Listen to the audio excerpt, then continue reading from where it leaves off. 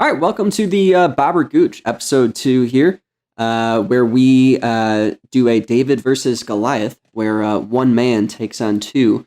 That's not the story of David versus Goliath, by the way, just letting you know. I'm going also, off the cuff, and it was like, if you two were... I'm just, I want to be biblically correct here. You can biblically... I don't think we want the tagline of our thing being one man takes on two either. So that might give people the wrong impression about this here podcast. Welcome to the Bobber Gooch Ep.2, where one man chooses a shitty movie and his two friends, and he tries to defend it, and his two friends try to tear it apart. This week we have the 1999 should-be Oscar winner, Big Daddy. This came out on June 25th, 1999. Sorry, I'm just waiting for this. It was the budget was $34 million, and it grossed $234,800,000, which was a major success. Wow. Starring Adam Sandler. Not too shabby. Yeah, okay. Starring Adam Sandler, Joey Lauren-Adams, those kids from that Disney show, Jon Stewart, Leslie Mann, and Steve Buscemi. So pretty killer cast, with some other people sprinkled in there as well that are typical to Adam Sandler movies. This was directed by Dennis Dugan, who did Happy Gilmore, Beverly Hills Ninja. He directed an episode of Doogie Howser. I Now Pronounce You Chuck and Larry. Oh, shit. Saving Silverman. And his first film was the obscure, weird tone movie Problem Child. That movie just... I remember that with... Rick... Or not... What's his face? With John Ritter and then right? Gilbert Gottfried. Yeah. Yeah. Oh. Yeah. That movie, like... I watched it as a kid, and I thought it was like a good movie, like a real little kid. And I always liked it, but it's pretty fucked up if you rewatch it. It's really like the tone of the movie just really like, I don't know, weird taste in my mouth. But still, that was his first movie and it was a success, like not bad. The soundtrack, we got Garbage. Come on, fucking awesome. The Far Side, Are You Fucking Around Right Now? That's what it opens on. Styx and The Wise Guys. Pretty killer soundtrack. Okay, we're gonna have to take Styx out of that list. Is there a Styx song in there? Because I was trying to find one because I know that he's obsessed with it. Yeah. But like they did, like when is it? I don't remember Styx being in there. Or at least maybe not playing it. They were playing it on the record player. Yeah, I mean, I don't think they just like started blasting like Renegade or anything like that. But okay, yeah, I feel like they totally should have. I think they probably totally should have as well. I wouldn't. If you're gonna go that far to claim that Styx is a good band, then like you gotta convince me, dude. Besides just having them be like, I love Styx. I love Styx too. The Styx kind of sucks. Like they're kind of right, so they're pretty bad. Styx doesn't suck. You suck. First of all, that's not that's not a thing. Styx does. Second of all, Renegade is a good song. I fucking love Renegade's tight. Renegade is tight. I will give you that. But like, I mean, I think that's all. Mr. Roboto is some of the dumbest shit I've ever heard in my life. Okay. All right. I mean, we could get into this all day because Mr. Roboto is amazing, but it's okay. We're going to move on to some fun facts. Well, Matt, we just want to, I just want to point out though, that the Styx was a very, it held a special place in the heart of a total deadbeat loser, in this movie. So I just want to, I just want to point that out just real quick. What do you think I am? What do you think I am? Continue. Go ahead. Yeah. Go ahead. So I also love Styx. Yep. And I'm a deadbeat loser. Really putting yourself in a good quality of people here, man. Yeah. Styx fans. So I wrote a quick log line right before this. It's longer than a log line because log lines are fucking hard to do and finish in one sentence. But a once law school grad turned slacker adopts a kid that was dropped on his doorstep to impress his girlfriend. When things don't go as planned, he's faced with the reality of adult responsibility, not only for himself, but a little boy needing a home. Probably could have worded that last part better. But that's what we got going on for Big Daddy so far. Fun facts, and then we can open this up for debate. Bill Murray, Jack Nicholson, Steve Martin, and Christopher Lloyd were considered for the role of Lenny Koufax, his father. Jim Carrey was really? I wonder why none of them took the role. Well, they were spending it all on the rest of their star-studded cast, so I'm sure that they couldn't, afford those guys. And I'm sure they were busy. They were really popular during that. I'm sure they already had movies going on live. Yeah, Rob Schneider is pretty expensive, I've heard. I heard his agent's really good, and he's a real expensive number. Rob Schneider. I know, you can tell by how high of a demand there is for that show, Rob. This was 1999. Rob Schneider was hot, guys. He was hot. He was. Jim Carrey was. Was this before or after he did the hot chick? I don't know. That's another wonderful movie we can talk about. But Jim Carrey was considered for the role of Sonny Koufax. Was he really? Because Adam Sandler actually. No way. That's Adam Sandler wrote it and produced it. So I guess he didn't want to be in it at first, and then he was. That is actually really interesting, just because it's such an Adam Sandler movie. Like it's so much of like his just personality. I don't know. That's kind of funny to me. That's crazy. Yeah, no, agreed. Adam Sandler and Leslie Mann went on to do. I mean, this is a pretty obvious one, but they wanted to do Funny People Together, where they didn't hate each other, rather they were in love. And Adam Sandler's wife was the waitress at the bar who gave him the root beers with the big hooters. That's his wife. Wow. That was his wife. No way. Yeah. Damn. That's his wife. Good for her. I wonder if he met her there, because I believe it. Yeah, I was trying to look up if they met each other there. I know that's the first movie they were in together, and since then, like, she kind of makes cameos throughout his movies. But I couldn't believe it at first because she was hot. She was really hot. smoking. Yeah, she was a babe. Yeah, she was really hot. Yeah. Good for him. I mean, the only thing I'm going to open up with on this until we open the floor, I'm just going to open up with the line from Steve Buscemi. During the so-called disco era, but for me, it was the so-called doing mushrooms era. And he said, I wasn't Mr. Popular in high school, then I watched Fantasia a lot. And that part always fucking makes me crack up.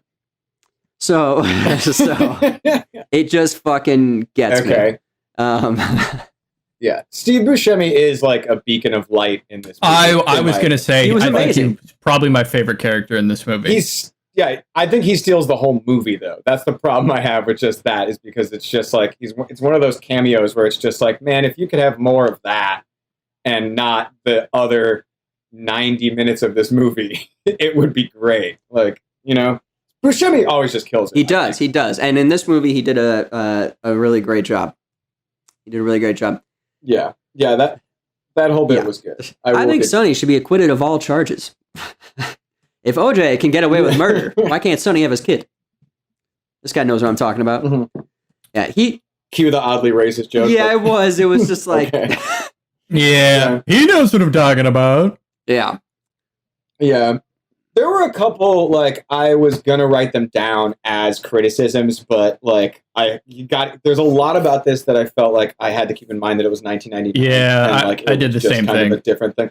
Yes, because there were at first I thought that they were handling the gay couple pretty well, but then they just kept hammering in these like sort of homophobic jokes that weren't like blatant. You know what I mean? They weren't like full blown like, oh, being gay is weird, but it was like they just kept repeating them enough where it was just like, gay joke, gay joke, gay joke. And like, I kind of had to sit there and just be like, well, it was like 1999. Yes. And this was actually probably for 99 relatively progressive of an idea. No, it absolutely was. It absolutely was. Because, it was supposed to be like, even though that guy's his friend, in that situation where they're talking about those guys, the one guy's supposed to be like the antagonist who's like kind of a homophobe. And then Adam Sandler is supposed to be the protagonist where he's just like, dude, it's fucking fine, so...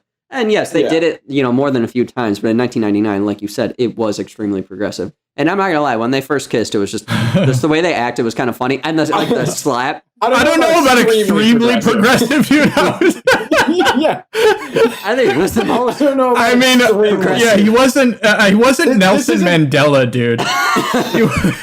Yeah, this isn't This isn't Boys Don't Cry, man. Like that's not extremely progressive. Gus Van Sant didn't write those jokes. But I understand what you're saying. I mean, for him to like go out of the way and being like, it's fine. What are you what are you crying about? Yeah. Instead of just doing a lame like dudes are kissing joke. Right. Yeah. Exactly. Extremely progressive. Yeah. Okay, not extreme. The movie, so we're gonna leave the movie as a whole, I think, is very touching and very heartwarming. You know, the story of this guy who really needs to grow up, and it tried to be. I think it tried really hard to be, and I think it. Here's my biggest thing that I just noticed when watching this is that Adam Sandler is like goofy, sort of like kind of an edgy guy kind of thing, and the kind of big man child like stereotype and cliche, and but his behavior in the beginning of the movie is almost borderline sociopathic. He's a very aggressively awful person, and then they don't really. It's he hears one speech from the teacher about how his kid is smelly, and he decides to just turn the entirety of his life around in a matter of basically the last 20 minutes of the movie. And it's just such it's so much of just Adam Sandler being Adam Sandler, and I like to fuck people up at the park with sticks, and it's hilarious. And he just teaches this kid to basically be a real asshole. Yeah, he does. But most of it isn't that funny to me. It's just in general just oh, he's pissing on a wall. And then he's pissing on a wall again. And then he's yelling at old people. And he's yelling at people. He robs that poor guy on Halloween that one time. That was he should have answered the fucking door. One of the most aggressively strange scenes. See, what are you doing? Not answering the door on Halloween. That was the director of the movie, by the way. That was a cameo for him. And, really? In the beginning of the movie, when he is acting shitty with Julian, he's just teaching him the stupid shit that he knows, because he doesn't know what he's doing. He doesn't get the kid to get the kid. He gets the kid because he wants to impress his girlfriend, who he's making fun of his roommate Kevin for dating Leslie Mann, when he should be looking at his own relationship and the own problems there, because they're really not right for each other. Once he kind of figures that out, well, yeah, you see little. I do that character. I do understand that there is the one line from him being the smelly kid in class and stuff like that, and that's when he kind of starts to turn around. But he does start to turn it around. You see little glimpses of it, when he kills the bird with the slingshot and stuff. You can kind of tell he knows he probably fucked up, and that was probably the final straw. See, I don't say. And then when he meets Layla, yeah. I think he wants to probably do better as well. So by having basically almost the same motivation as he did at the beginning of the movie. No, because Layla's actually right for him, and he's not doing it to have a child with Layla. And in the end of the movie, he realized, in the end of the movie, he realizes that it was him that needed to grow up and him that needed to take on responsibility. And it wasn't, the answer wasn't this kid. The answer was within himself. I see it. I see you on that in terms of a plot. But what were you going to say, Ben? So I think there's I think loosely in terms of the plot, that was, I think, the general direction, but I think they I just think they missed a lot of things, and I don't know. I don't think they set it up correctly, and I don't think it was exactly ended correctly. Where there was a lot about that. The ending really bothered me this time. When I watched it, because it was so. First of all, it was so fast. It was just so much of a thing where it was all of a sudden he's in court and he makes this big speech. We're I love that kid, and it's it was just seemingly, I don't know. It was to me, it was an hour and 20 minutes of douchey behavior and then 10 minutes of okay behavior. And it was it is a relatively, so let's break this down here. So sure. The movie starts and he's a total prick. He's kind of that Kumar archetype where he's he's smart enough to go through law school, but he's just kind of a total douche. Mm-hmm. And he's, a slacker, and he eats horribly. I wouldn't say he's a total douche. I don't get total douche. I just think he's... in the middle of the proposal, he was just yo, don't do that. Yeah, but he's his self-awareness wasn't there. But it's I wouldn't call him a douche. Dude, there is some behavior that is horrendously excusable. That was one thing that I did have a problem with, was because I'm okay with the slacker douche that doesn't but there was like nothing charming about him besides it being Adam Sandler, and we know him to be Adam Sandler, and he's gonna go all right at one point in the movie. Yeah, like dude, like literally, like I know it's a funny. That was a really good impression. It's a funny. Thank you. It's not that hard to do. That's what I'm getting at. But like, there's I get it's a comedy, so I shouldn't take it that seriously. But like, if you just really think about it with the way that they seriously tried to turn the movie, like throwing sticks at rollerbladers in Central Park, hilarious. It is like it's pretty fucked up. It's not like charmingly douchey. It's just douchey. Yeah. So that shit makes me laugh. So from the start, right? You got this kind of all right. I won't say douchey, okay, but let's just say he's slacker so much socially inept. Yeah, he's slacker. Might have Asperger's. He's slacker enough to the point where like it's like the writers were throwing haymakers on how to make this guy like a really shitty person. Where like I almost didn't believe that the person would do that. Like an actual, I don't know. I just really didn't buy that. So, anyways, the kid comes in to his life, and my immediate thought, I've seen the movie, but you know, my immediate thought in knowing and watching this movie is like, oh, this is his kid. You know what I mean? Like, oh, the girl wrote a letter being like, this is your kid, blah, blah, blah. But it was like the kid of his friends. And so he's like, oh, okay. My first reaction is going to be to take care of this kid. And he didn't exactly explain it in a way where like, oh, I'm going to take care of this kid and show my ex-girlfriend that like I can take care of this kid. He was kind of just like, yeah, I'm just going to take care of him. And until I can like figure things out. And the whole time, granted, this is his like friend, that it's his kid that showed up.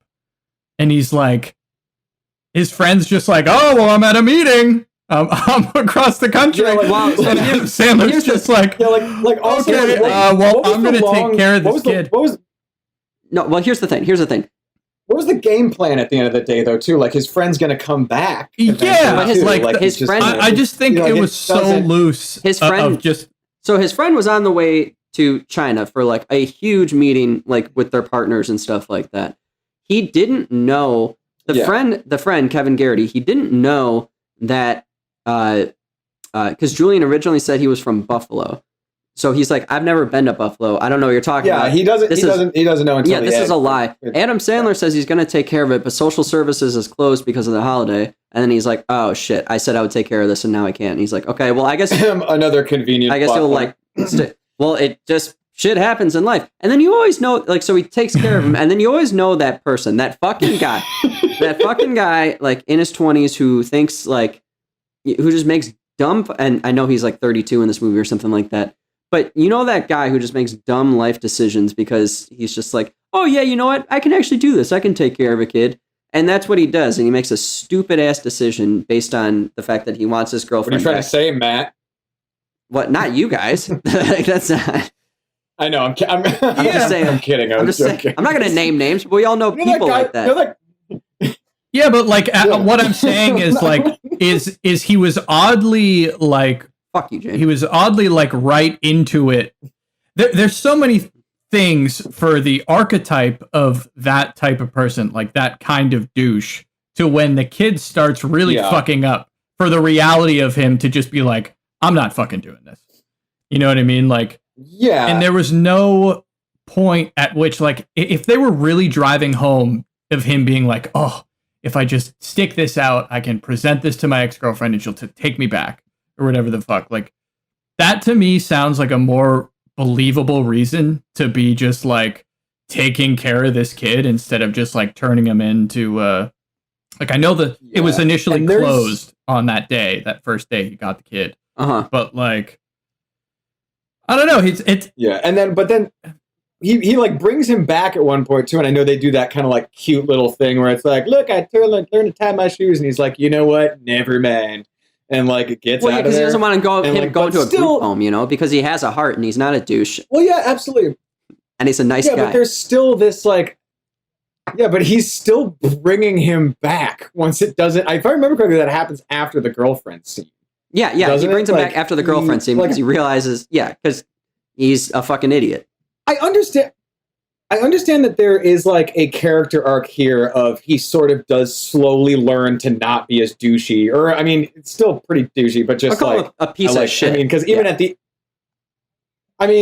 the end too, like he runs into his ex-girlfriend, just publicly shames her with like Hooters jokes and shit. It's like incredibly mean, and for the last joke of the movie is just incredibly mean. Of just like, sucks to be a waitress. Fuck you. I'm a lawyer. Well, you know she what I mean? did Like, cheat on him. Like, there's still this like obnoxious. She did cheat on him and basically just call him a loser and like left him for this old guy. So you can't tell me that you wouldn't shove it back in her face.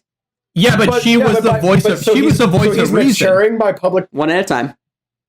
Wait, sorry, you go first. His girlfriend though wasn't like she wasn't like a trash ass hoe. She was kind of a voice of reason for him in the beginning.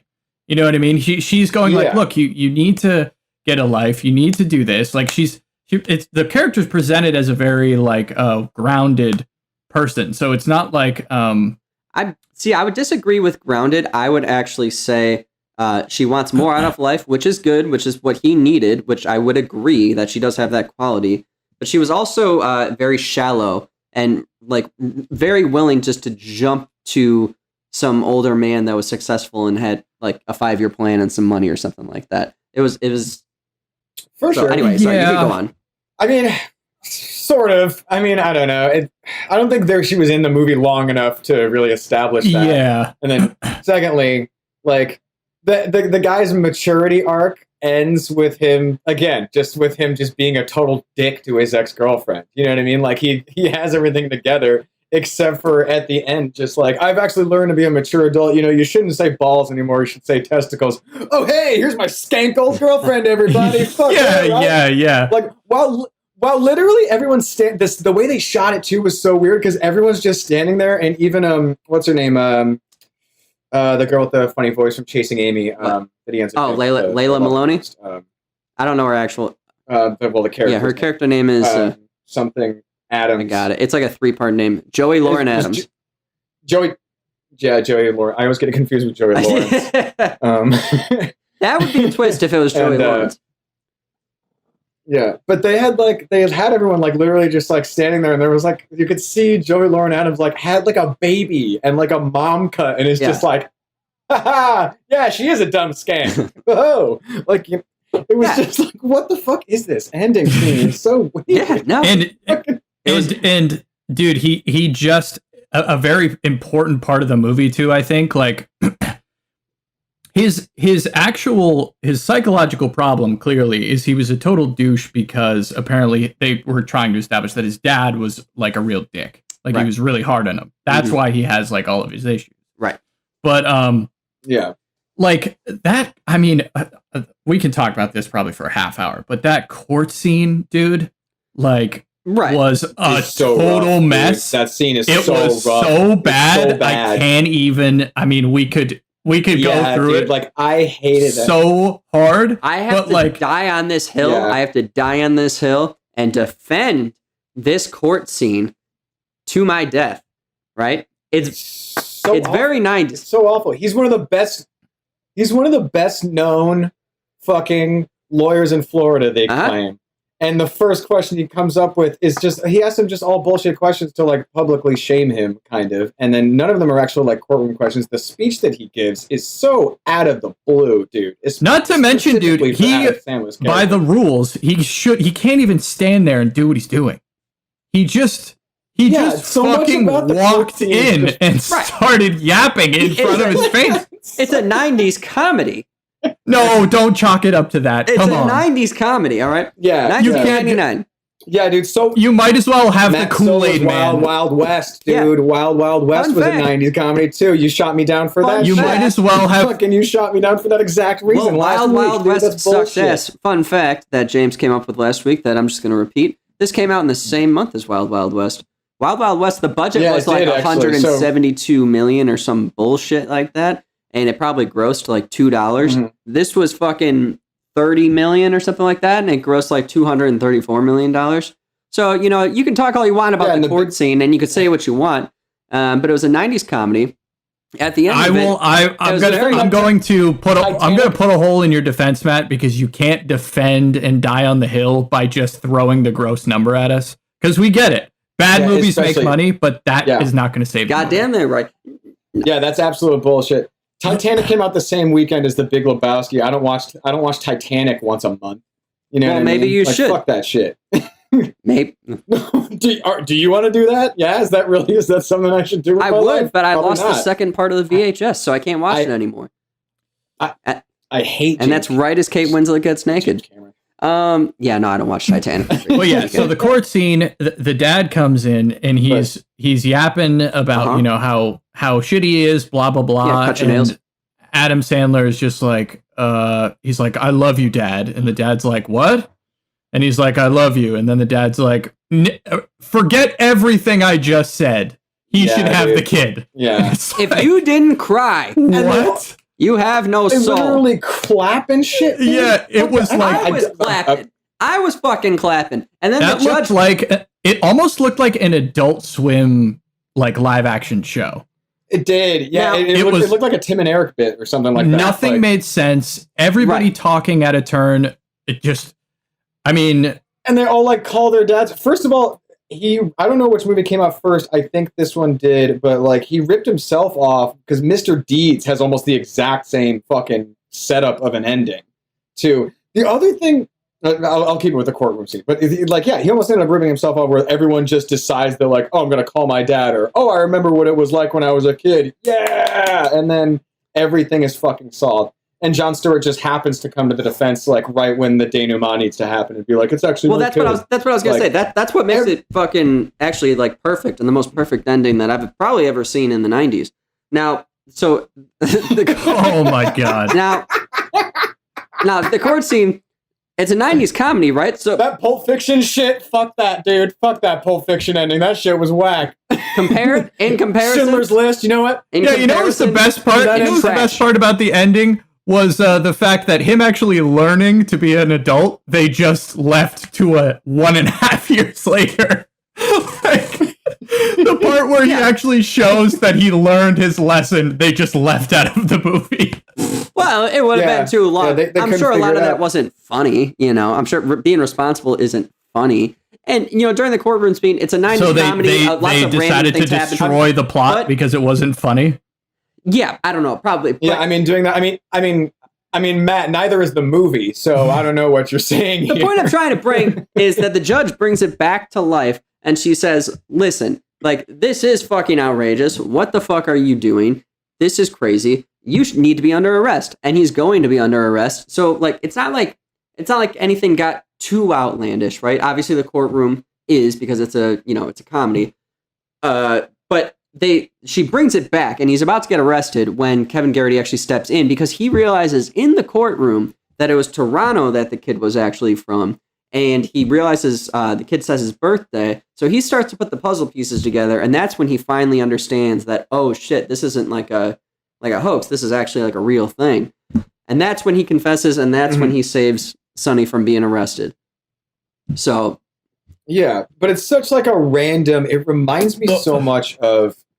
Fuck. Hold on. If you have something to say, Ben, because I can't remember the movie right now. It just like I understand where the scene went. Like I understand that like it started in one place, and then what happened was the stepdad was like, oh, I actually forgot. That is my kid. So now I can claim to be his father. Mm-hmm. So I'm letting you off of your charges because I'm the kid's father. So now you can't get arrested. So now it's fine. Like that was the fix.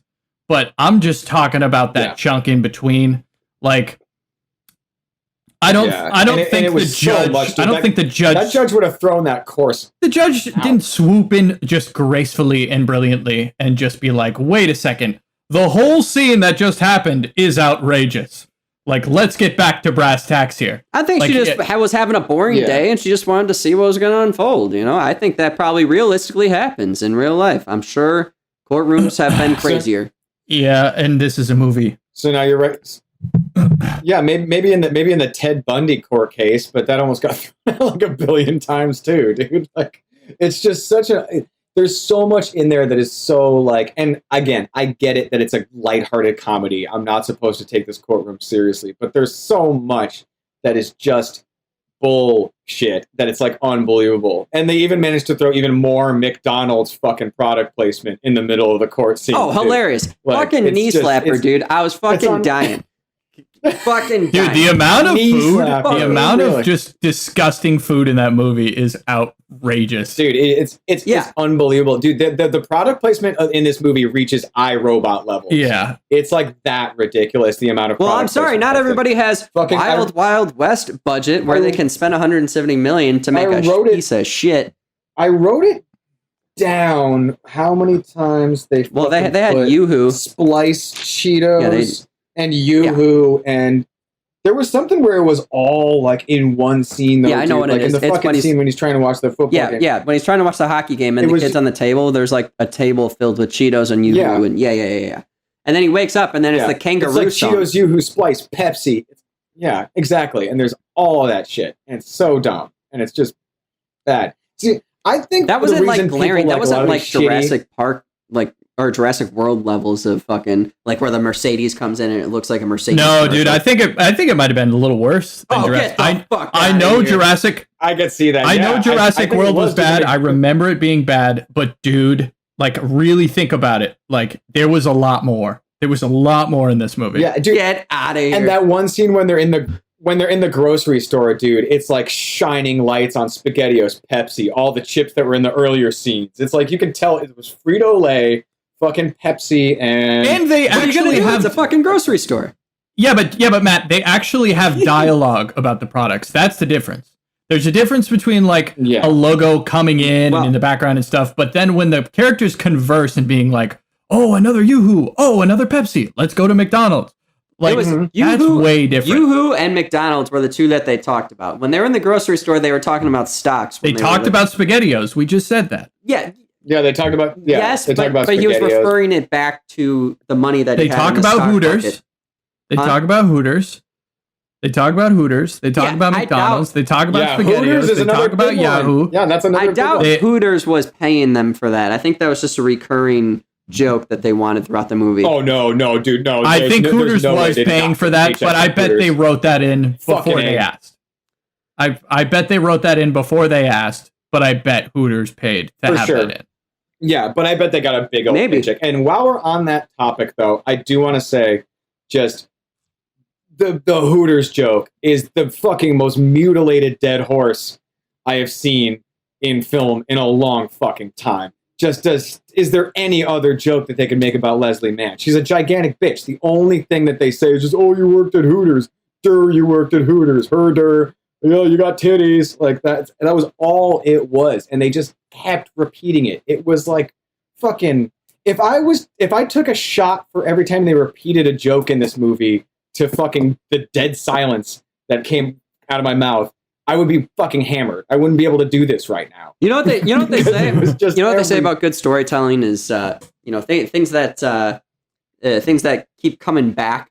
I don't know what the fuck they say about it. Who I'm trying says to that? find this Who one. says that? Yeah. Who says that? You Matt, dude? I'm trying to Yeah, did defend. you, where'd you read that I'm one? trying to defend this fucking reoccurring Hooters thing. All right, I'm fucking. So I have a scene too that we can talk about here. Okay, so do you remember when he busts into this new girl's he's seeing office, like lawyer office, and he's just Yeah. like, what the fuck? Like they're gonna take away the kid, like they're gonna take everything away, and she's just like, oh, I gotta fucking be somewhere. Yeah. And he's just like, you're gonna Yeah. let them take him? Like you're gonna let them take him? And she's like, yeah, I have a job. Like I'm trying to, like, you know the scene when they're having dinner and she's like, yeah, I want more out of my life and blah blah blah. Uh-huh. And he busts in like, they're gonna take the kid. That was supposed to be like a heartfelt, like, they're gonna take a kid, can you please help me? But like all I saw through the whole scene was like, dude, this is your fucking fault. Like this is 100% Yeah. your fault, and this girl is like trying to do like fucking have a career, and you're just like trying to make her feel Yeah. bad, dude. Like what a dirtbag. He was just like for like doing something with your life. That's why I feel like the character arc for me really doesn't work, is because like at that point in the movie when he's like, I love this kid, they can't take him away from me. It's like, you were one of the most unlikable characters I've ever met in my entire life, and you sort of deserve to be fucking like I want to watch Uncut Gems again so I can watch Adam Sandler get shot in the face after watching it. He deserves that. All right, that was a pretty good fucking line. But no, what he shows her, what's her fucking name? Layla Maloney or whatever. Don't say that line in the end where whatever he fucking attempted to, he's just like, I realized it when I loved him, or whatever the fuck he said. No. I'm saying he didn't even realize until really during, I mean, kind of after the courtroom, that he kind of had to let go. Kind of like that year and 6 months or whatever in between that and the Hooter surprise party is probably when he realized that that Julian wasn't. Like sometimes when you you have a puppy dog or something like that, and you're not responsible enough to handle it yet, but you like swear up and down that you need it or something like that. Fuck, I don't know where I'm going with that one. But really quick, dude, if you're trying to he shows Layla Maloney that because she had her parents had problems or whatever, and he shows her that she doesn't need to work and like be a workaholic and like have all these like set plans in life and stuff like that. And there's more to life than work, and there's more to that. And you see that at the end when they're at Hooters and she has the baby and she has the random haircut. You see that. Yeah. That haircut is terrible, by the way. Yeah, well, it shows. I don't know how it shows it, but it shows that she's a new mom. But she needs to do that, though, on her account, not his. He's a total fucking dirtbag. Yeah, he's a total fucking dirtbag to being like, oh, you're in the middle of something, but I have a fucking problem. Like, his whole problem for him is the fact that he just, like, he's a piece of shit, and then he just, like, puts it on other people to, like, solve his problems. Like, he gets in a car accident. He's just like, oh, yep, the government fucking gave me $200,000, thought I deserved it, so, like, fuck yeah. Like, he just inherently had a problem, and that was, we're deep into the movie now where he's, kind of learning some things. He has, there's evidence now that we're seeing that he could change if he needed to, but like that scene for me was just like, he totally guilt tripped her into fixing his situation and blowing her entire career to like, just like not fly to DC. She didn't blow her career. She just took one day off to come and help him out because that was not said. She helps him out. She helps him out and he helps her out. How does he help her out? It's a mutual relationship. Because I just said it. Like, he helps her with... how does he help her out? He helps her understand that work shouldn't be her life and that there's more to life. On his account, though. That's like me coming to you, like, Matt, and being like, yo, you can't go to Spotify right now because I need a fucking ride to Disney World. Like, fucking come on. Hey, bro. Like, come on, Matt. Like, bro, come on, dude. Like, just drive me, bro. Like, you might make me realize there's more to life. Dude. There's more to life than fucking working at your tech company, dude. Yeah. You might like that's on my account, dude. Like this is an area of the movie where he's supposed to have learned like a few things, and it's like that move was just like, this guy's helpless. Like he's fucking hopeless. It was just like in general, I found a lot of, and this isn't true for all of them, but like I've found a lot of the kind of like character. Hi, kitty. My cat, but a lot of like Adam Sandler's like character arcs are just still at the end really selfish people. You know what I mean? Like a lot of times they're still very like self-centered and like not like even Mr. Deeds, dude. I haven't seen that movie in years, so I might be talking out of my ass. Because you can't compare this to Mr. Deeds, though. We're talking about Big Daddy. We're not talking about Mr. Deeds. I know we're not talking about Mr. Deeds, but in general, kind of getting at what Ben was saying is like a lot of the characters, like his way of taking action is to inconvenience the people that are around him. You know what I mean? And like it's weird. It's fucking off, and there's like a lack of real development I guess. Like, he's still going to be the same goofy Adam Sandler. I know that. He's always Adam Sandler. Right. But telling the kid kid to use testicles instead of balls is not evidence that he has changed. I would disagree. Exactly. I think that's very good evidence because he's Matt, teaching come on, Matt. Yeah, Matthew, come on. Yeah, dude, you're pulling at some straws. I am here. Come on. pulling at straws. I'm pulling at the truth. And That was a lazy attempt. That was a lazy attempt to show that he learned something, and then immediately fucking made the Hooters joke again. Yeah, exactly. Yeah, then immediately. Well, sometimes you just can't help it when you see your ex out of When nowhere. you're a piece of shit. Right. Yeah, when you You can't. sometimes you just can't help it when you're just an irredeemable douchebag that probably shouldn't be fathering children. He absolutely should be, because you see that he cares for even when he was still irresponsible with Julian and he was showing him all like this bad shit, right? He still stepped in front of a. I have more hopes for the Manson family than I do this family. No, he stepped in front of a car for Julian. He what else did he do? He which was a bad joke, dude. That was just fucking which was a also weird, just a stupid cheap scene. joke. No, he jumped in front of cars. Yeah. Oh yeah, he turned off the hockey game during the shootout, which he never would have done for the Kangaroo song. You know, he was making little sacrifices. So hard. He was making sacrifices. I know his for life must be Julian, so tough, even before he had to like come up and be responsible. I can only imagine what that year and 6 months did for him. I'm sure that did wonders for him. Yeah, I would have loved to see that. He's wearing a suit. That's what I'm saying. Would have loved to see the moment he changed. He's ready. He's ready to be a parent. He's ready. He has this newborn child that he loves. He gives them a kiss. He's thankful. He's handshaking everybody. The movie pulled the wool over your eyes. He probably dude. turns off all the hockey. The movie pulled the wool over your eyes. They put him in a suit. They put him with a baby and a wife. Yeah. They dressed him up with all the garnishes of like success, and then just like didn't bother to put in the work to actually show that he fucking learned something. Yeah, it's the same. It's the same shit as like back in the day when they would just make like Sandra Bullock wear a ponytail. You know what I mean? And then like she would take her hair down, like, oh shit, Sandra Bullock's hot. We put in a dress. She does it in one other one too. There's that movie like Heat movie where she does it. Maybe yeah. Was she? I can't remember. Dude, they kind of did the same thing. There's a couple parts in this movie too where I have to say that like I've seen movies. I like movies with Adam Sandler. The movies I like with him in it, like he's not that bad of an actor. Like he kind of just plays. No, he's himself.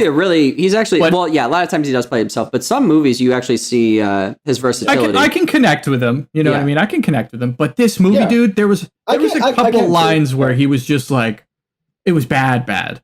Like the scene where he like busts in on the ex with the old dude, and she's just like, these are reoccurring problems. Like what's wrong with you? And he just goes, I don't know. And then he grabs the kid and leaves, and it's like, it was just like... He doesn't say, wait, hold on. What was the line he says there? No, he says, you just made the biggest mistake of your life, baby. That's what he says before he leaves that room. Oh, then he may have added that. The fact that you know this by memory, Matt. You know this by memory. You didn't even have to look at anything, you fucking weirdo. Yeah, but then he... God damn. Of course I did. Well, then he said that after he said, I don't know. But that I don't know was just like... It was bad. It was bad, but it was also... I don't know. I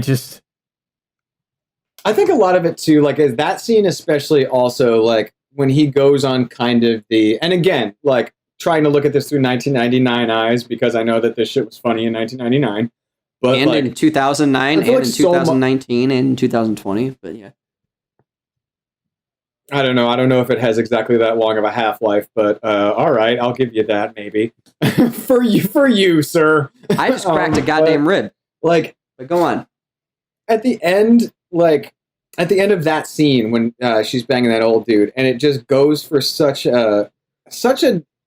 I know what his character is supposed to be is just like a guy that just kind of lives his own life and doesn't give a single shit. So he just like says what's on his mind and kind of does that sort of stuff. But it always just goes to like these sort of cheap jokes of him just being like, and your old balls, and like walking out. And it's just like, said balls to an old guy.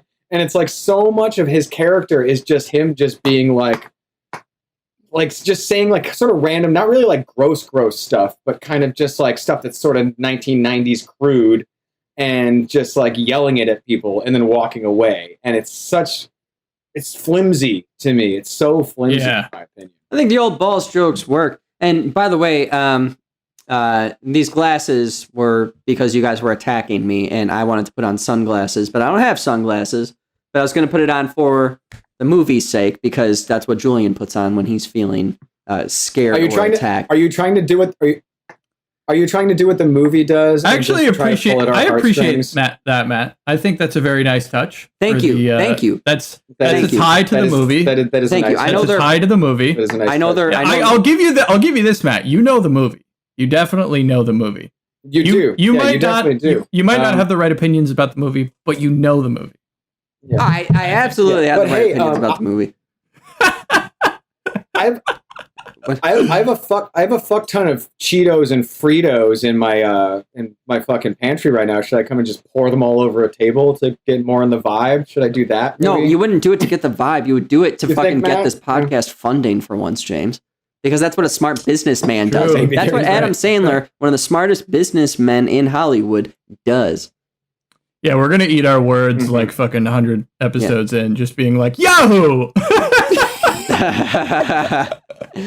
Cheetos, Fritos, and Yoo-hoo. Why do you think I've been drinking Corona every single episode?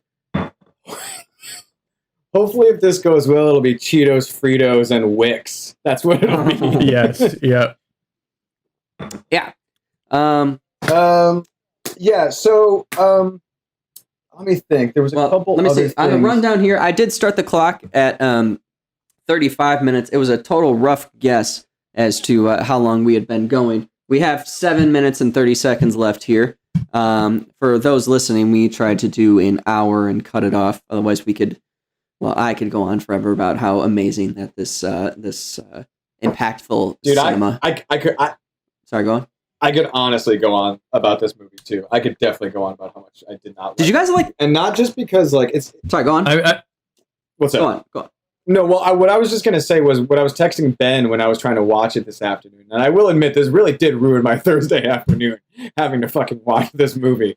I was so not excited to sit. I had just cracked open a fresh book. It was really good so far. I was very entertained, and then you texted me and said, "Yo, 8 o'clock tonight," and I was like, "Fuck!" But really did ruin my afternoon. The thing that Ben and I were talking about before when we were watching it was it's not like it's aggressively bad. It's one of the most bland things I've ever watched in like recent years. Like none of the jokes to me really fucking land, and like it feels like it's an hour too long and it's only an hour and a half long. Like yeah. I mean I just couldn't. Like I really believe that. I couldn't disagree with you more. I kept checking the time, and I did the same thing the last time I tried to listen to an Enya album all the way through, even though some Enya shit slaps, but fucking a lot of it is pretty fucking boring. And like I kept checking the time, dude, and like I would just be like, how long am I in this movie? Am I at the fucking end of Act 1 yet? And it would only be 12 minutes in, and I was like, well, that's because you were trying to read a fucking book before, and then you had to jump on and do it really quickly. You were looking at it as a chore and not as like the opportunity to watch one of the greatest movies of 1999. No. No, I gave it a chance, Matt. I did. I tried to give it a chance. I really did. But like, it was just, especially around the 45-minute mark, when I realized that I had another basically 45 minutes. I wanted. How great is it? How great is it that he kept it to like an hour and a half or under? Because that's what comedies need to be. It's not like it's that Judd Apatow like 3-hour like bullshit, right? And the editing for the intro was phenomenal. You start off with The Far Side, which is just a fantastic. Oh, I hated that intro. I hated that intro. That fade out, dude. That fade in, fade out is the worst way to do that. The pacing was so on point, and it told his whole entire backstory just in a matter of 3 minutes. It told his whole entire backstory with no narrator or no bullshit. It got to the point. It told everything you needed to know to get the story started, and then you were good to go, right? And then just add The Far Side on top of that, and you're. Matt, I know that there was no narrator, but what do you think the entire purpose of just even calling the dad was? That was basically It was a just crux. hidden It was a narration. crux. That's all It was a crux. Yeah. Yeah, and it was a very creative big plot genius. contrivance, and that's another thing. That's another thing that this movie is fucking full of. One note that I have is that's the most convenient cancer death I've ever heard of in my entire life. When he goes to the I'm fucking sorry, child James, services place. Mr. Insensitive. She just happened to die of cancer. I don't think cancer is No, I said it's the ever most convenient, James. That was the joke, Matt. You found the joke. Congratulations. Do you want a magnifying glass? Like, do those glasses work, dude? Like that's what I'm getting at. It's the most convenient case of cancer I've ever heard in my life. And one more thing. Actually, if anyone else wants to take it, I have one. I have a really small thing, but where like it really was a small thing, but it was the scene where they're like folding laundry, and he's just like, oh, you ever think you could like a guy like me or whatever, and blah blah blah, and she's like, yeah, no, I totally could, and then she's like, oh, I do this, that, and she goes, no, it's cool, like I like a guy that works 1 day a week, and I was like. That line sounded to me like the screenwriter wrote that in as a joke and then laughed his ass off when it was said out loud. You delivered the lines like shit, though. Yep. Like you didn't give it justice. Oh, dude, it could be written in a dictionary. Like it could be said by Betty White. It could be said by anybody. Like I like a guy who works 1 day a week. Yeah, like, because what does that mean? What does that even mean? Because she's a workaholic, so she's probably thinking in her head, oh, this guy can like take care of everything else. He could be the stay-at-home dad. Because I'm a strong woman. She knows he can't. She already knows that he can't. He already is a total just screw up. No, he's showing improvements. He's showing improvements. But she's saying, I like a guy that works 1 day a week. That's obviously like, hey, you know what? To each their own, Dude, that just was like it was such a stupid line. It was just like it was. I mean that whole thing. This is another thing. This is kind of sidetracking, but I feel really bad for Joey Lauren Adams because her entire career in the fucking 90s was just dating losers in movies. She was first of all actually fresh off of Chasing Amy, which she was actually really really good in. Yeah. But yeah, I mean that dude in that movie is a fucking loser. And then also she was forced at one point in the 90s to try and be attracted to Pauly Shore in Biodome. So I just feel so bad for this girl. Amazing. I hate film. You so much. Just really got snubbed that year, and I was really Shit happens. By the Oscars. Shit happens, man. But the Academy just passed on that brilliance. Yeah, they really did. The Academy really missed out. The Academy doesn't always know what they're talking about, though. So, well, for sure, yeah, I usually don't agree with a lot of their choices, but I mean, thank you for agreeing with me. Where he miraculously finds a woman that's like, oh, I like shitheads that work at a toll booth 1 day a week. Like, no, dude, that's never going to happen. That's why when you mentioned earlier that the waitress in the scene was Adam Sandler's actual wife, I was like, oh shit, I might take back this statement because I had a statement in the beginning of the movie. His girlfriend is impossibly hot for what a piece of shit he is. Like, impossibly successful and hot for what a piece of shit he is. And I was going to take that back because apparently Adam Sandler's wife is actually a babe, but then I forgot that they met on the set of a movie in 1999 when he was probably hella fucking rich. So he didn't have that sort of whole, I'm a dirtbag fucking doing nothing with my life edge to him.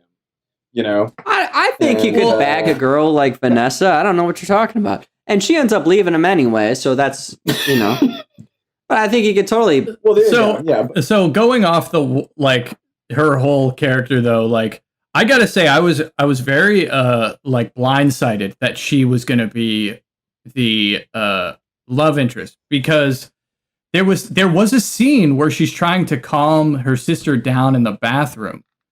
So, like, she showed up in the beginning of the movie, but, like, there was no hint at all that she was gonna be eventually back in this movie and in the love interest. She kind of just fucking showed up. Yeah, it was a very convenient And then when thing he in the was film like, world.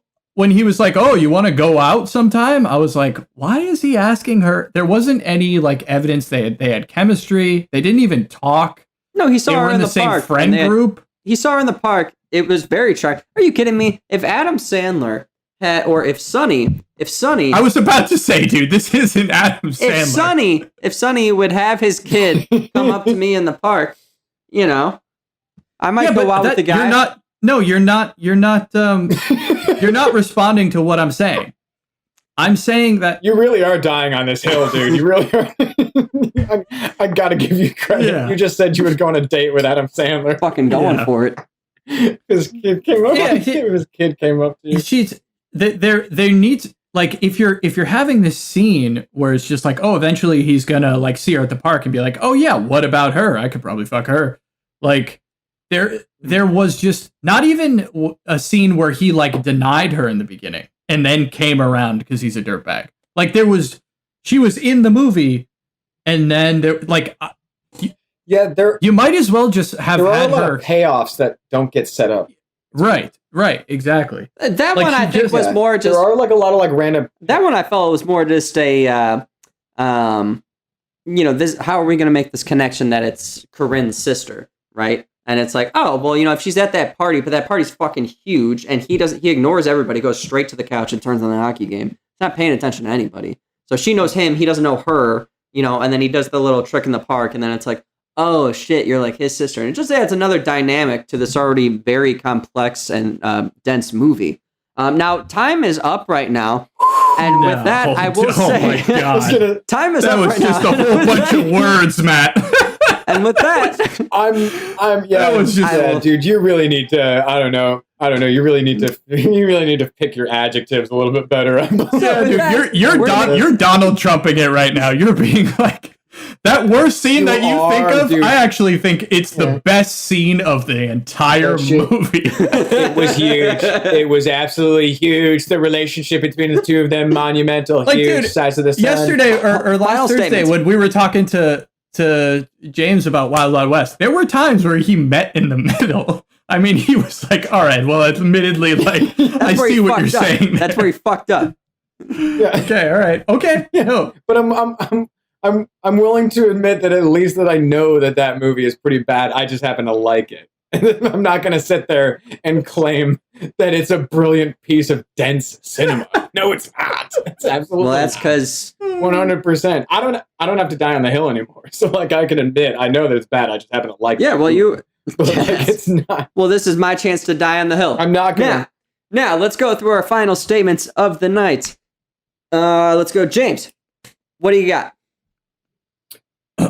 I think from the moment you see the font that they put the title Big Daddy in, you should immediately turn it off because that should be a signal of how much of a giant piece of shit it is. And then also, just a warning to everyone, don't do what I did. And if you're trying to get your friend to, I don't know, maybe give up on the fact that Big Daddy is a movie, don't Google the words Big Daddy sucks because it's not going to be what you're looking for.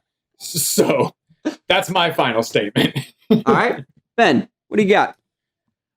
Final statement is, I think it's an interesting idea to have a total dirtbag, like have a kid show up and he tries to take care of him. I think that's a premise that could work, but I just think that they made a bunch of dick and ball jokes and just put the whole thing up on, that fucking statue of the guy with the world. They were just like, they were like, Atlas. That's Adam Sandler for that entire movie. And yeah, I think they rely so. I agree. And they rely so. They were like, oh, this will work. It's Adam Sandler. This will just work because he's in it. We really don't have to explain much else. Well, those were interesting thoughts for a couple of interesting stupid people. And if you didn't cry during this movie, then you have no soul. Because this movie was a tearjerker from start to finish. So with that, I will bid you all adieu. Yeah, actually, you're right about that, Matt. I was crying. The fact that I had to fucking sit there and watch this movie. Yeah, dude, I cried as soon as I pushed play. You're I right win about that, so I dude. can win this final argument because I believe I did win. Because I think that's how this went. So No, with that, you won. You I definitely think- won. I think You definitely won. oh my god, he actually said it. All right. Yeah, with that, I think we will say that's the end of this week. Tune in next week to watch Ben defend. We're going to.